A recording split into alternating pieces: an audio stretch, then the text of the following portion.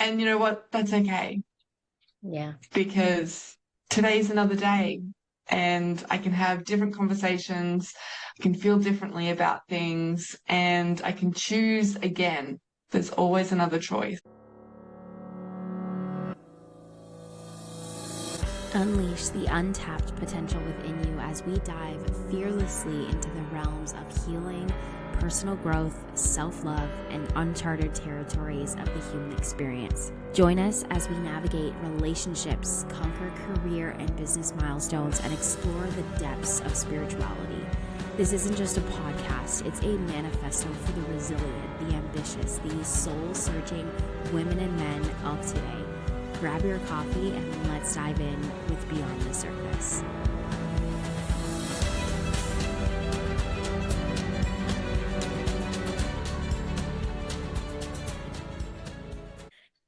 Welcome to another episode here on Beyond the Surface, and I am so grateful and honored to be here with you, Elissa. Thank you so much for joining me and for being in conversation with me today. I am genuinely so excited to see where this conversation goes, to hear your wisdom and perspective in all things that we're going to dive into. So thank you so much for being here.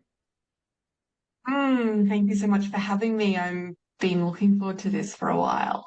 Yeah, me too, me too. And tech has not been on our side, but we are here, and I'm so happy that we figured it out. We figured it out.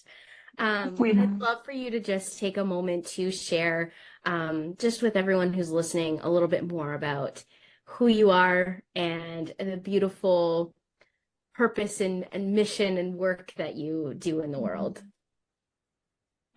Thank you. Yeah, I need a moment to really sink into this. I am essentially just a master space holder. I love holding space for women to unfurl into who they were born to be, and they've just forgotten. I've had so much conditioning and different aspects of like life just come at them, and they're at this place where they know that there's more and they want more and they're just not sure what that is or what that looks like or how to go about finding it. And yeah, I just love guiding these women into exploring and discovering more about themselves and really coming home to who they really are. I love that. And I also just love that piece around master space holder because, and what we were kind of talking Mm. about before is just like, underestimating the power in just holding space for not just our clients and the people that we work with, but like just human to human level of just holding Mm. space for each other and offering that space. I actually recently saw this video, and the person, he is well known and his name is not coming to me. Maybe it was Simon Sinek, but he talked about how there's kind of like a code word within him and his friends, or maybe it's colleagues, something along basically like his circle, and how the kind of code is like, do you have 8 minutes? Because all it takes is 8 minutes for us to feel like seen and heard and held, and just to have that emotional support. And I thought how beautiful that is to integrate that into your own circle and to bring that in, because I think there's just something so beautiful of receiving that support and also being on the other Mhm. end of being able to support someone in that moment too. But yeah, it's just something so beautiful that I recently witnessed. I actually saw that same video and it was Simon, and so true. It's for me what I got out of that. It's everybody is perfect. Nobody needs to be fixed. Just we're just beautiful, glorious, messy humans. And sometimes we just have moments. And in Mm. those moments, we don't need anybody to try and fix us or give us ideas or anything other than just to be witnessed. And if that's 8 minutes of silence, beautiful. If it's Mm. 8 minutes of just hearing that person just express whatever it is that they're needing to express. Perfect. Yeah, Nothing needs to be fixed.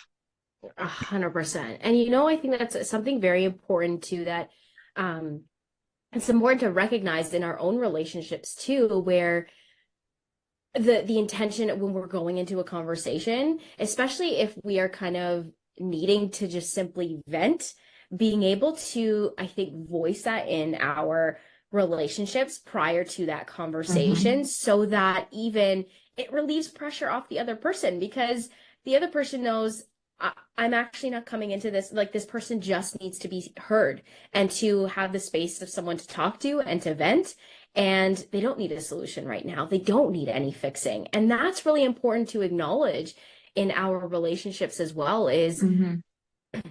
what do you need in this moment? It's something that I try and do better in my own relationship and my own Hmm. partnership, and make it clear, like, because it gets frustrating, right? Right? When you're kind of like, I just wanted to Hmm. vent and you're bringing me solutions. I don't want solutions right now. I just want to vent, right? Exactly. So yeah, Yeah, and it's when just you're also interesting. when you're in that space of venting, your brain can't handle logic either. So giving solutions at that point really isn't helpful either. And something else that's coming to me, like if you're really sad and you're crying, then for me to come up and like try and soothe you, that's more about making me feel comfortable than it is about me actually holding space for your sadness and your grief.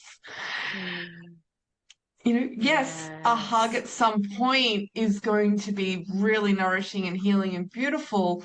But right now, me trying to soothe you is more about my discomfort in witnessing your sadness. And what would it be Mm, like for me just to go, yeah, that's yeah. what you're going through is really sad. And I can feel that with you. Mm. That reminds me of I don't know where I heard this, where I have no idea where or when, but it's almost like this concept too around, when someone's crying and you hand them a tissue. And of course, we don't want like snot like going all over the place, especially if we're like crying and stuff like that. But how it can also come across as if you're kind of in that same concept of like stop crying kind of thing. Like it also Mm, portrays that when you want to hand someone a tissue, because there's that uncomfort with the emotion of what's coming up for someone. And yeah, and I'm always so mindful of that, just in those spaces too, of just letting someone just be and sit in whatever that is, mm, because oftentimes we just don't do that because we feel so uncomfortable with the uncomfort of the emotions coming up, and hmm. right, and that's such a big piece Hmm. too. Yeah, yeah. And that's something in women's circles that I hold. At the beginning, we go through, this is the container and this is our agreements in the container. And one of them is everything is okay to express and emote. And that Mhm. might be anger, it might be joy, it might be ecstatic bliss, it might be grief. And if someone's crying, or going through something, just let them go. Don't push the tissues towards them because that does actually take you out of whatever it is that you want to express and it stops that cycle. And when Mhm. something can be fully felt and gone right through the cycle through the other end, then that's actually given our body time to process it fully and it can then leave the body. Mm. But pushing tissues, stopping that cycle, or telling somebody to calm down if they're angry and raging, it just stops those cycles from fully completing. And they're just so important to get right through.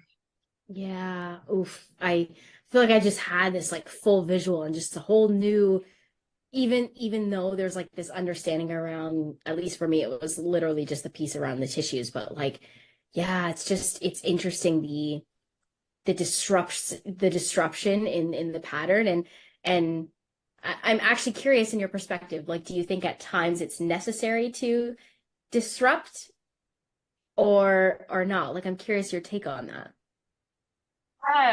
It can be because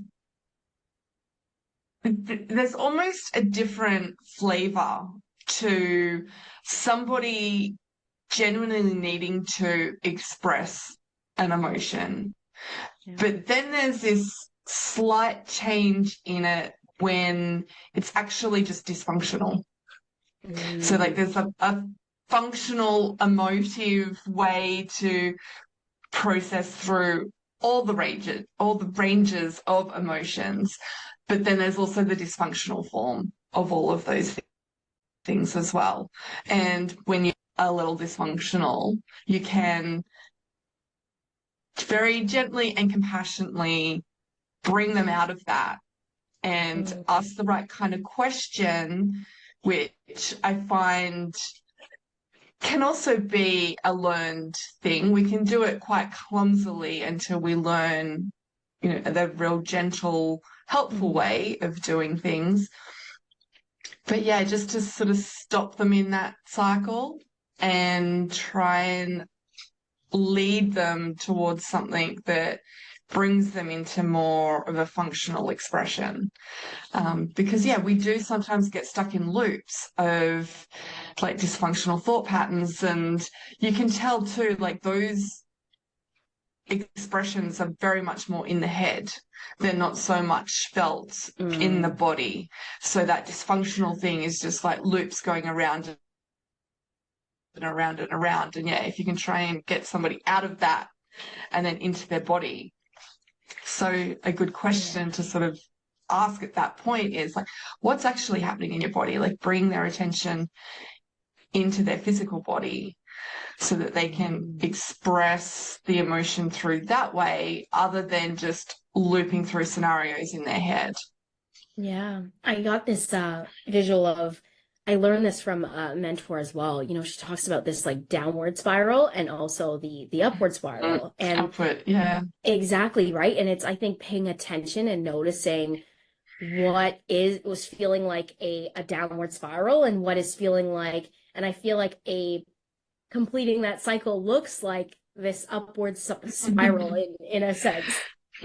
Yeah, absolutely. And something to note too, like an upward spiral doesn't necessarily mean we're happy and joyous and, all Yes. the good feeling stuff. Like an upward spiral can literally be going from grief to anger to resentment to, they're not necessarily upward things like to just that you would think of straight off the bat. But, sometimes being angry is up from feeling grief, Mm, and that's yeah. okay. Yeah. I think it's so big to just allow ourselves to navigate all the different emotions. But I feel like it's the feeling when we're feeling so uncomfortable or we resist it. And so Mm-hmm. I'd love for us to dive into this beautiful piece that you talk about of like resisting and how it can actually be used. I'm so curious about it and your perspective and your take on resistance. Yeah. Because I feel like just like in my own journey, especially for the last like maybe like last year, maybe even more than that, to be honest, I feel like there's been a lot of resistance and just more so around like timeline resistance, and I feel like we kind of all experience Mm-hmm. that in one way or another, where it's like, oh man, I should be here, I should be at this phase or whatever that looks like. I should have launched this or did the thing by this time, and it just doesn't look like that reality. But yeah, I'd love for your perspective on resistance being magic, and let's start Mm-hmm. there. Oh, so juicy because just yesterday I was sitting in this all day yesterday. And even knowing that I feel like resistance can be magic, sometimes it is just resistance, and you do get into that downward spiral. And I could just see myself all day just like trying to find the magic and find the magic, and then I would just go watch Netflix or something like that. So, to begin, I feel like resistance can be a superpower in that when we can notice the ways that resistance shows up, and resistance is only our subconscious ego self trying to keep us safe. It's not malicious. It's not out to get us. It's just this little thing that when our ego starts to feel like, oh, she's going to do something scary, let's just pop in this thing, whether it's a distraction or a feeling or something to just send her off the path and back to, that safe space. And sometimes that safe space, it's not something that is conducive to doing like the work either. They tend to be things that just numb us out or disassociate or take us away from the things that we do want to genuinely create, because that's our heart's truth. Like it's our truth to step out into the world and to create something and to be seen. Yeah. But that's scary for some parts of ourselves. So a really great way to view resistance is to know that it's inevitable. Like, it's going to happen. True. You can't stop it. It's like, it's going to happen. And just to let that be okay. The second thing is to then, well, how does it show up for me? What are the things that I do? I know for me personally, and I went through all of these yesterday, I have to have a clean space before I could work. I have to go and have something to eat now so that I've got all the time afterwards. So anything that I perceive that's going to interrupt an expanse of time that I have to get those things done first. And why don't I just, if I relax now and have some time off now, then I'll be able to get into things. So these are the things all the things that I went through yesterday. And I did a lot of those things because there was a part of it that, well, actually, that is my truth, to just do that. And then I sat with it and could also ask myself, okay, what's my truth now? Oh, my truth is to actually do this process, to do this ritual. 2 seconds later, I find myself in the kitchen making a cup of tea. And it's just like, no. My truth is actually to do this ritual. And it was a bit of a process for me because obviously I'm trying to do something that is quite scary for some parts of myself to do. And I was just doing everything I could to not do those things. 5-minute exercise, just do it and then see what happens. And lo and behold, when I finally got myself there and I did the exercise, it was just that little in that I needed just to get a little bit further in. So I wasn't trying to accomplish a big task at that point. I just want to do this one thing. Yeah. And then I did the one thing, and that's all I had to do.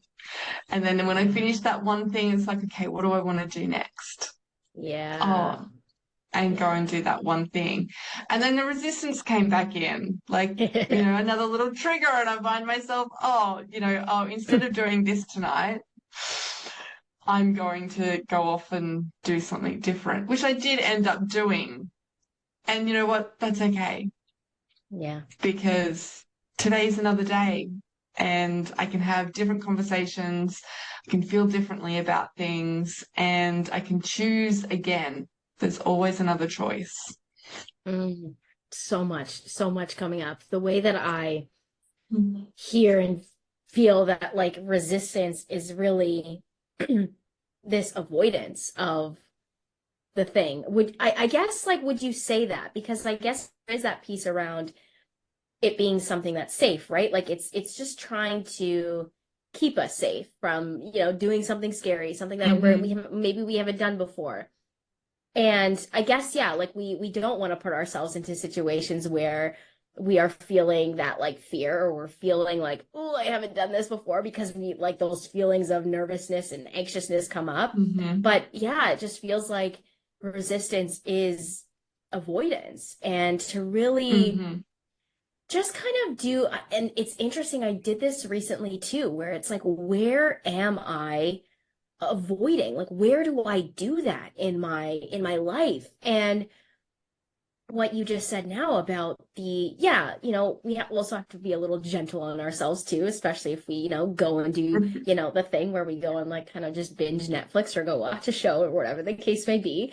But we do have we do get that opportunity for a new choice, and to choose differently.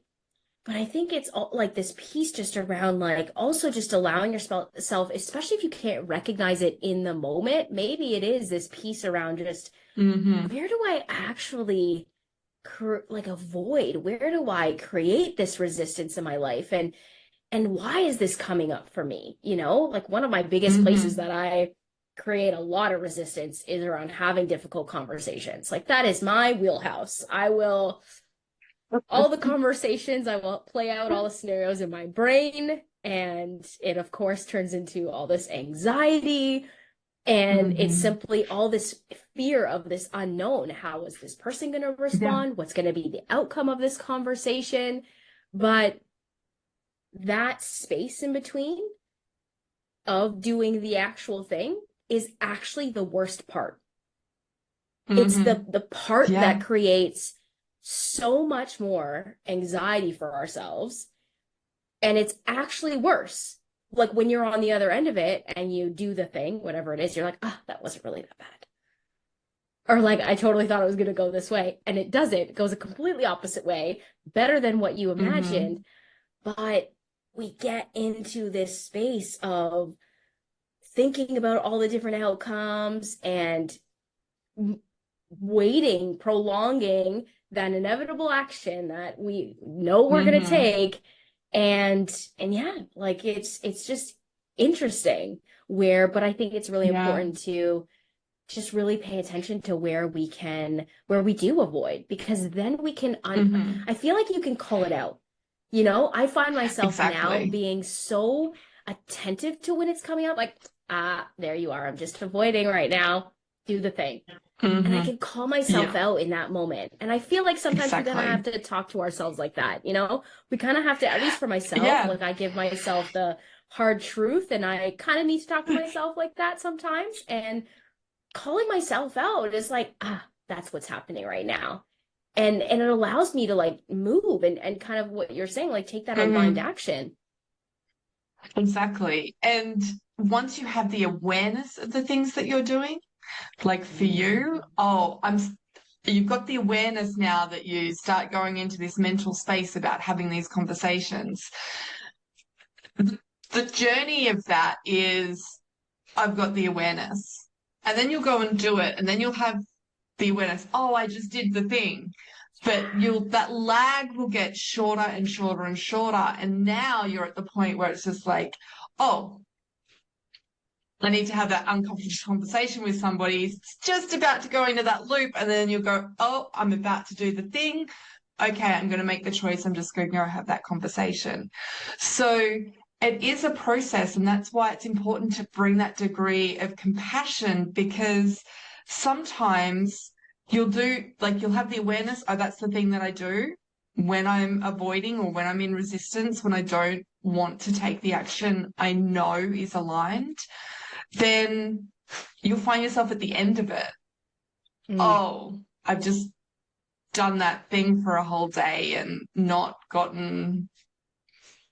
taken the action I need to take. So a lot of shame can come up. A lot of beating yourself up can come up. It could send you into a downward spiral.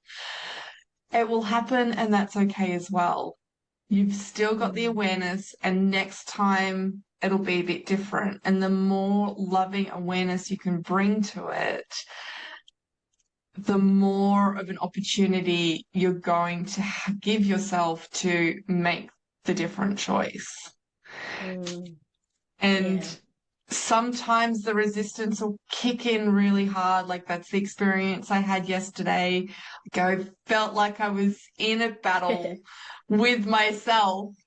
Um, and then sometimes the resistance will kick up and it's just easy. Oh, I can see what's happening. I'm just going to go do that. So it's a journey. Everything's a journey and an evolution, Mm, and things do take practice. But this is one of those things where you really have an opportunity to turn resistance and avoidance and those dysfunctional things that we do into a superpower and create magic from that. And yeah.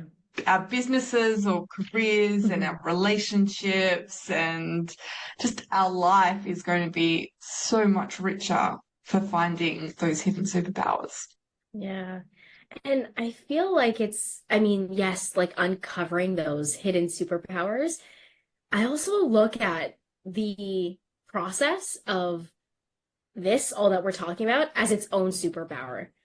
The fact, like, Mm, right? Like being able to catch yourself in a moment of a resistance or avoidance yeah. and making a new choice. Even if it's not something that happens right immediate in the moment, you're still going on this beautiful awareness journey of really understanding Mm-hmm. yourself and understanding your triggers, understanding how you navigate certain things. And that is something to be looked at and to be celebrated, that you are seeing that and you are becoming so aware Mm-hmm. of you and how you do things, because then we get to, of course correct and make that different choice. And that's such a superpower.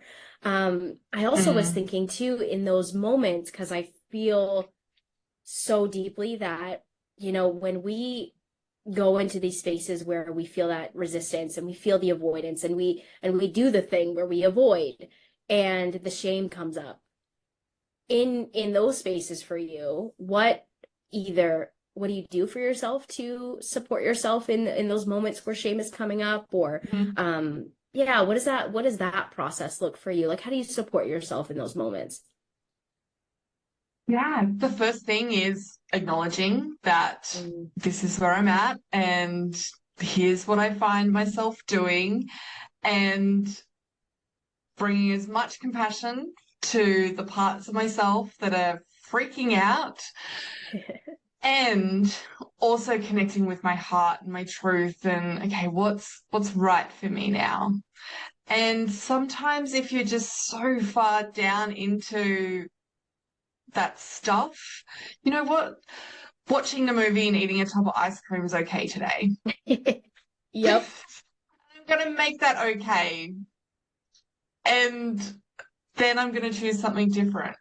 Mm, Or sometimes, like, I do catch myself sometimes sitting and doing something that I'm getting absolutely no joy out of.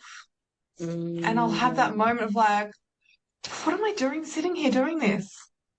Like, why? mm. What am I here for? And just have this like realization of like, I don't want to be here. There's like something Yeah. different that I want to go do. And again, there'll be that choice of, oh, do I actually want to go and do it? Or Mm, am I going to sit here longer? And, I've done the thing where I have actually sat there longer, consciously knowing that I'm bored out of my brain. I'm not got any joy in doing this thing, yeah. but it's a hell of a lot easier and less scary than the thing that might give me joy. And it's bringing compassion to those times is really important. It's like, okay, what can I do that's different? Maybe I'm not going to do the thing that I should do or that does feel really aligned, but is there something else I can do?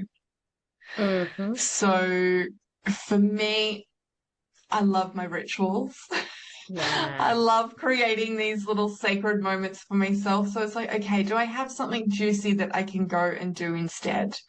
So at least I'm nourishing myself in some way and not just sitting in like the muck, Mm, taking myself out of that and doing something that I do find nourishing. It still might not be the scary thing that's actually aligned and my hmm. truth to do, but it's on its way. Yeah. I'm on my way there. And after I go and do that ritual, I'm feeling more full. I'm feeling more loved up. I've brought all of that compassion to the parts of myself that are freaking out Hmm. and letting them know I've got you. I've got us. Yeah. Ugh. And just making those small little pivots towards what it is that I want. Yeah. Something that changed so much for me when I mean, I don't know if you're, I feel like maybe you are, but I don't want to make any assumptions. Are you familiar with human Mhm. design? Yeah, a little bit.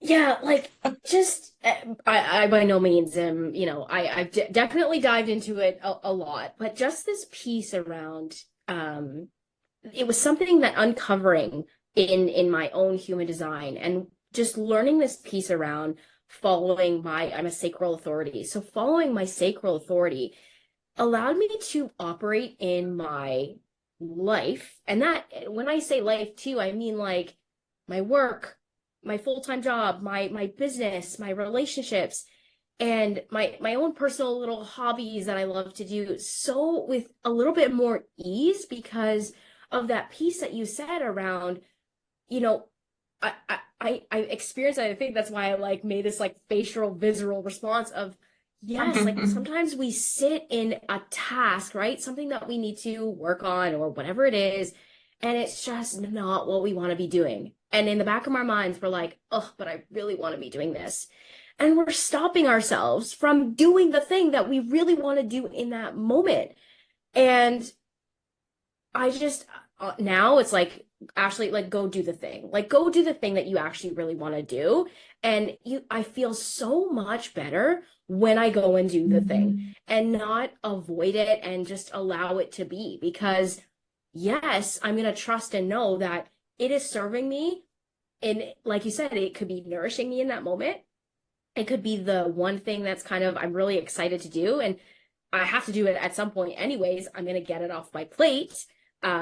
And so instead, like the way that I structure my weeks is I've tried, I mean, mentors and things like that, they're out there and they talk about, scheduling certain days for certain things. Mhm. I have tried that so many times and it's never worked for me because I don't know what I'm going to feel on Tuesday. Mhm. And on Tuesday, I Yeah. might be feeling creativity and not business tasks of money and things like Exactly. that. Right. And it's just so instead, I look up like, okay, this is what I really know that I need or desire to complete and do this week. And I have that kind of like my forefront and my focus. So when I'm sitting down, it's like, all right, I'm going to tackle, like, I desire to tackle this right now in this moment. This is what I Hmm. have the excitement for. This is what I have the energy for. And it creates less of that. And guess what? Like it all gets done.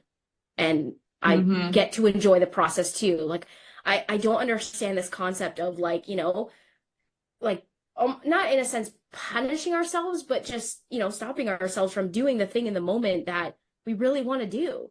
Yeah, I just don't understand Yeah. that concept anymore. Absolutely. And to me, what you're really speaking into there is taking a really feminine energy approach to your week instead of a very structured masculine approach, which can work for people that are that way inclined. But if you've got a lot of feminine energy going, then different tasks are going to call to you at different times. And this is like something that I love working with, especially women who don't know their own bodies and their own cycles. Like, Mm, different times through our cycles, we're going to be drawn, yes. and doing different tasks are so much easier when that kind of energy is actually present as well. So, as a quick example, usually it's sort of the beginning of your cycle. That's a really juicy creativity ideas time. And then towards the end of your cycle, it's all about let's just get stuff done. Yeah. So if you can have that understanding of how your body is working and the way that you feel called to work, you can actually schedule your time in a little bit Yeah. more conducive to what is going on for you. So, no point going on a 3 day workcation kind of to get the creative juices going if I'm about to go into my bleed. Like, that's not going to work. I want to be Hmm. scheduling that for as I'm coming out. And if we can create the space in our lives to work that way a little bit. I do have another muggle job, as I like to call it. And, it's a very masculine space up there. Hmm. And I work it in a way that people around me know, okay, this is what I'm good for this week. This is what I can contribute. Mm. And it's it's just so much I'm so much happier up there in that Yes. space. It's not that I'm not doing my work, I'm doing a lot of work, but the way I do it is going to be a little bit different depending on Hmm. what I'm feeling juicy for. Hmm. And what I'm realizing too, I love that you are able to find and integrate that into your work life as well. I feel like that I've really used my cycle, and I still am in this space of still understanding my cycle, and the way to do exactly what you were saying. But there's, even if it's just that starting point Mm. is everything. Um, what's interesting that I'm like, aha, as well, I keep having conversations around, or things keep populating in my mind around masculine and feminine. And there is still both in being, Mm-hmm. you know what I mean? Like in the way that I structure my week, it's the Mm-hmm. structure is these are the tasks that I'm going to focus on this week. Mm. The feminine is, Absolutely. I don't know what day they're going to happen, but they're going to happen kind of deal. But it also, I, I'm seeing it even too in the way that of understanding our cycle. The structure is that we have this, our cycles are X amount of days, and the phases, even Mm-hmm. though they're a little loosely like off by the day or Mm-hmm. whatever it is, but we have structure of understanding Mm-hmm. when we're on our bleed, and then when we move into our other phases, that structure's there, but Exactly. we get to Yeah. flow within that. And it's just this little like beautiful aha of just seeing how much we need both our masculine and our Mm-hmm. feminine, and we are Mm-hmm. not one without the other, and we can't, Exactly. we are not one without the other. And there's just so much more evidence coming through, so it's just so interesting that that's Mm-hmm. landed for me. Yeah. Yeah, and that's what I love working with as well, because structure has integrity. And when you have a structure that is working, then everything that you are wanting to create and, relationships and businesses and, fulfilling, nourishing lives, that just happens through that structure. But if the structure's out, then the resistance and the avoidance and the shitty relationships and the bad business deals and all that kind of stuff is evident. And all it needs is like a tweak in the structure. So Mm, for you to find the way that you structure your week, you know, the block out the time and this is when those tasks happen, that was a structure that did not have integrity for you. When you can create the structure of these are the jobs for this week, you've freed up all that energy and you can flow and express yourself in that. And you've found a structure that works. So it's all about changing and adjusting those structures until you're finding the thing that mm, actually works for you and allows you to express that feminine aspect through it. mm. Yeah, and resistance to go, like coming back to that resistance and then avoidance. it's actually this beautiful signal for you too, when Hmm. something might not actually be working for you, right? Like, I think it's so Exactly. valid to, especially, we have mentors, and we have to remember that our mentors are doing what works for them.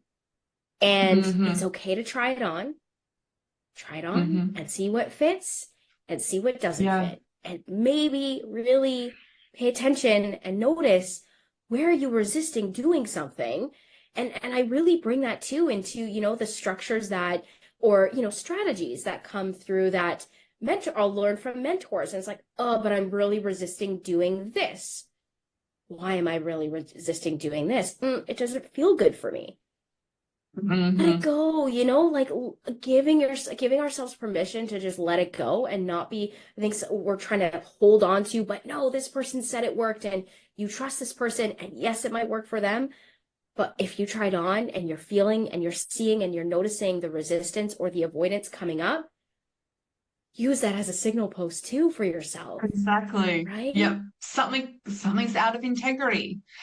And it Yeah. might just need just a tiny little tweak. Yep. Or it might just be a no.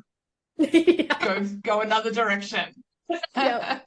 And it's just being curious enough about yourself Mm. and that remembering of yourself to like embrace those little subtle nuances Hmm. between, oh, is this actually really not for me? Or is it just something's off and needs to be changed?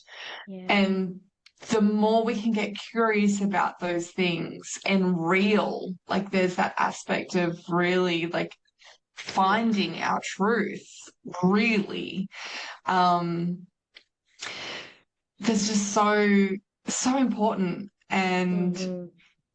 And it trusting just ourselves opens too, up. right? Like trusting ourselves Yeah. in those moments to know that we're making the right decision for ourselves Or in even in that all of it that. is, yeah, we're just making a decision.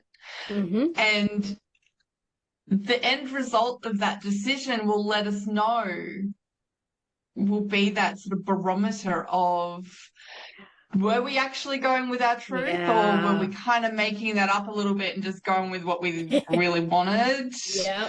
but we're wanting it from a dysfunctional place, or is it more functional? And yeah, so making a decision, whether it turns out being right or wrong, it's Hmm. always the right decision because you're going to get information from that and then you can choose to pivot and go towards more of what's working, what works, what's my truth. And Mm. it's just all about course correcting. So definitely having a holding a mirror up to myself moment of like, just make a decision and Yes. see what happens.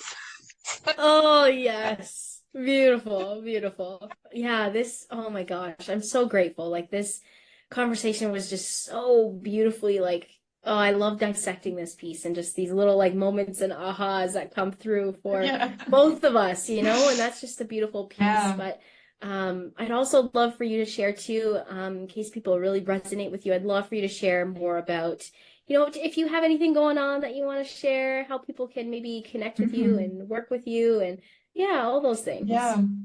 Oh, thank you. All I would really just love to offer at the moment, and we've kind of touched on it, but we all have different ways of expressing. And what's true for one person isn't going to work for another. And what I really love to work with women specifically on is finding and remembering their own their own truth. So on my website, theritualwoman.au, my socials are the same as well, is a quiz that you can just, I think there's like 5 or 6 questions, and it just gives you a ritual that you might resonate with to help bring Mm. you into like grounding presence. And each of the rituals, it's all got the same end result of the grounding presence, but there's 5 different ways to get there.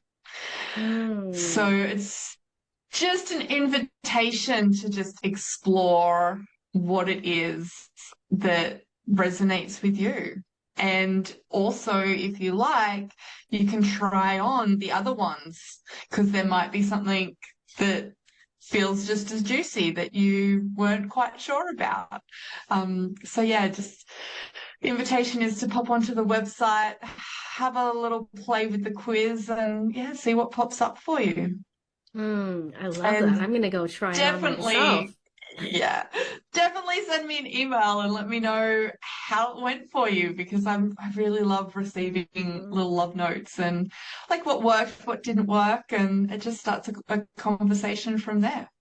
I love that. Thank you so much. I am Mm. definitely going to try on all myself. That's for sure. It feels so aligned. And yeah, I'm so grateful too for this conversation. This was just so beautiful to dive into this. And I feel like Mm. we all feel this, we all feel resistance in areas and places, and to be able Yeah. to change the narrative, I think, on the way that we look at resistance, and it not being something that it has to be so doom and gloom, and actually it can Mm-hmm. be such a gift for us. And I think that's the beautiful Mm. piece, is that we can always shift our perspective and look at it as a gift for ourselves, and an opportunity to dive in deeper. So I am so grateful for Yeah. you, for this conversation, for meeting, and for our beautiful Mm. guides. I feel like bringing us together to have this conversation. Oh, I've absolutely loved and adored it too, and looking forward to working with you more in the future too. Mm. It's beautiful. Thank you for listening. Make sure to leave a review and continue the conversation with me over on social media. And we'll see you in the next episode.